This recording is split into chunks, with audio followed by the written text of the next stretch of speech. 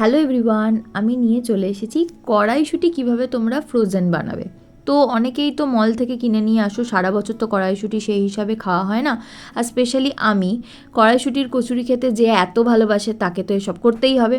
তো প্রচুর আমি ইউটিউবে দেখেছি, ঘেঁটেছি, তারপরে এই যে করতে শুরু করে দিয়েছি। মায়ের মাথা খেয়ে নিয়েছি পুরো, যে না না করো করো, করতেই হবে। তো তারপর দেখতে পাচ্ছ আমরা এরকম প্রথমে একটু গরম জলে নুন আর চিনি দিয়েছি যাতে কালারটা সারা বছর এরম থাকে। দেন তারপর এটাকে গরম জল থেকে তুলে সঙ্গে সঙ্গে ঠান্ডা জলে দিতে হবে। এবং দেখতে পাচ্ছ এই যে বরফটা এখানে দিয়েছি, এবং বরফটা ততক্ষণ পর্যন্ত ছিল যতক্ষণ পর্যন্ত না পুরো গলে যায়।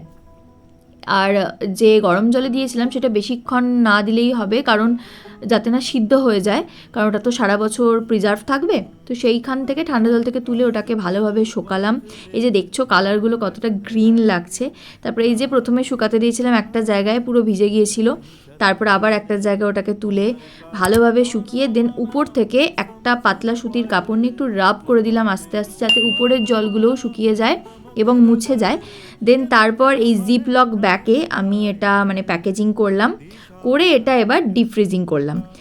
তোমরা আমাকে বলো যে কারা কারা তোমরা এরকমভাবে প্রিজার্ভ করে রাখো। আমি তো এটা ফার্স্ট টাইম করলাম। প্লিজ তোমরা কমেন্টে এটা জানিও। ভালো লাগলে like, comment, share and subscribe.